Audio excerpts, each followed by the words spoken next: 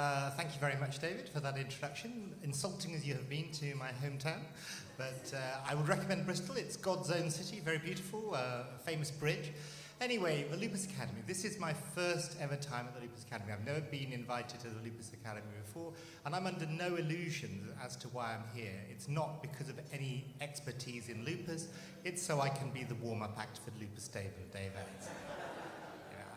I don't deceive myself. And actually, a number of people have asked me that there's a rumour going around that I only do this because it's a contractual obligation, and my job at UCL depends on it. This is in fact true. David wrote that into the contract when I was appointed at my job. I have to be available 24 hours a day, 365 days a year to be the support act for Lupus Dave and Dave Evans. My advice to all the young people in the audience is always read the contract before you sign it. I didn't, and I've regretted it ever since. However, having said this, being the warm-up act for Lupus Dave and Dave Evans has been good, because I've got to go to all sorts of places to support them in their acts. The only maybe slight drawback of it is that I don't know what I'm going to have to do, because David accepts invitations from places, and then I have to think of a poem to suit the occasion. So this is an invitation to the Lupus Academy, so I had to think of a poem which would suit the sort of people who turn up at the Lupus Academy. So I thought about that for a bit, and I thought about being in the Lupus Academy, and I thought, what is it that I like really about being a lupologist? And one of the things I like being about a lupologist over the years is you get to meet lots of people who are pretty famous, and this is brought home to me sometimes when I talk to medical students or younger colleagues, and they come up to me and say, I read this great paper. You know, it's 1,000 patients with lupus, published by Cervera et al. I'm thinking, oh yeah, Ricard Cervera, I know him, he's my friend. And then somebody came up to me and said, I read this really, really ancient paper, it's from the 70s. It's by a guy called Urowitz. And it's about the bimodal mortality. It's so old, this paper. It was written on papyrus with a quill. I said, yeah, Murray Urwitz, I know him. And after a while, I thought, I know a lot of these people. But apart from that, it's actually a great way to make friends from different countries. And sometimes, you know, when I go home after these meetings, I would say to my children, oh yeah, I met my friend from Italy, and my friend from Brazil, and my friend from Australia. I'm thinking, it's quite cool to have friends in all these different countries. And this was brought home to me just today, actually. This is a story that happened to me today. I was in the car coming from the airport, talking to my driver, Samuel, trying to practice my Portuguese. And Samuel said to me, you know, I had another doctor here just in my car this morning. He's from Brazil. What a nice guy. He was so jolly, he was so funny, smiling all the time. He was playing with his phone. Then he told me he was going straight to sleep. I said, oh, right, Brazilian, huh? What's his name? Roger Levy. So then this guy, the taxi driver, says, oh, I'm not sure. I'll look on my list. He had a list of names.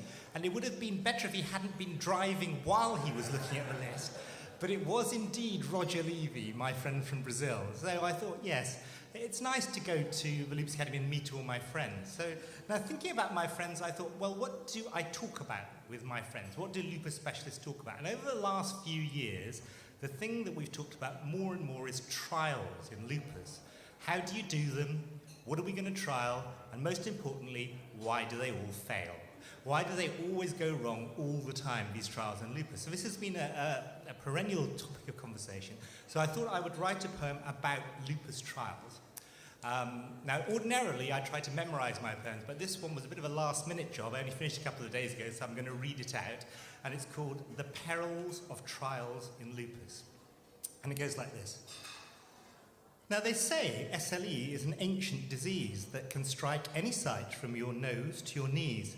And for many years past, there was little to treat all the patients with lupus that doctors would meet, till autoimmunity entered the frame, and so treatment with steroids quite quickly became a spectacular breakthrough, though it was a shame that along with improvements the side effects came, such as weight gain and acne and osteoporosis, and woe betide those who had a diagnosis of poor glucose tolerance or hypertension, as controlling such ills got too tricky to mention. So clinicians made use of immunosuppressants for NPSLE or nephritis with crescents, But though things had improved, most lupologists said, would it not be terrific if researchers led to some new biologics that we could employ, like they do for RA? It would fill us with joy. And we think that Big Pharma has agents in piles, so let's start a new era of clinical trials. But some older heads in the lupus brigade counselled, it won't be easy, you may be dismayed, because lupus is complex, can hit any tissue, so measuring outcomes may well be an issue. Then Canadian voices cried, we don't see why this should be a big problem, we'll just use SLID-I, an activity index that beats all the rest, though some people in Britain think BILAG is best. Well, when David Eisenberg heard this was said, he went white as a sheet, but his eyes were bright red. And he cried, it's a falsehood that cannot be borne, because system-based indices are the new dawn. Okay, BILAG takes longer, and some doctors say that filling it out can take more than a day. But it has information that SLID-A leaves out, so that BILAG is better. Of that, there's no doubt. Now, you might be asking, well, why should we bother to make these researchers agree with each other? But because SLE is an uncommon disease, no one can run a trial with consummate ease without multiple centres across many nations, so dissent on the outcome could cause consternation. The solution they came to was really quite neat, to use BILAG with SLID-I as well to complete a composite index, so nothing was missed, and the two rival factions united in bliss. But our troubles weren't over, for it became clear that most trials in lupus would bring little cheer, for the standard of care groups did awfully well, so if new drugs were better, well, no one could tell. And negative findings were hard to resist when the primary endpoints were so often missed.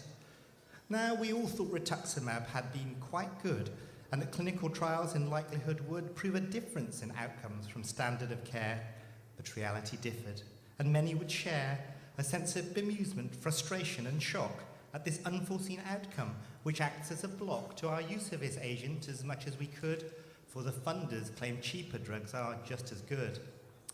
Now it's true that belimumab did break the trend, which was even accepted by NICE in the end, for the BLISS trials with their vast hordes of recruits did indeed show a difference, and thus they bore fruit. But apart from that, there have been many more stories of new biologics in all categories, hitting B cells and T cells and cytokines too, blocking BLISS, interferon, CD22, or other key molecules. But sad to say, almost all of these agents just fell by the way due to various problems that thwarted the trials to become just another lament in the files. So what shall we do now, and how will we cope? Shall we all just retire and abandon all hope? Is there reason to hope things will turn out just fine if we make some adjustments to trial design? Is it all about numbers? Would we find the key in high rates of recruitment? Or would you agree that we should look to outcomes and ask different questions, such as sparing of steroids and other suggestions? For the trials keep coming and there seems no lack of immunological sites to attack. And so if you believe that there will come a day when some clever researchers will hit on a way to use treatment to target or some other ruse to conduct a large trial which will be big news, as it shows very clearly, no shadow of doubt, that a new biologic just knocks steroids out of contention, combining effects close to cure with a great safety profile, so we can be sure that we've finally sighted what we have long sought, the ideal drug for lupus.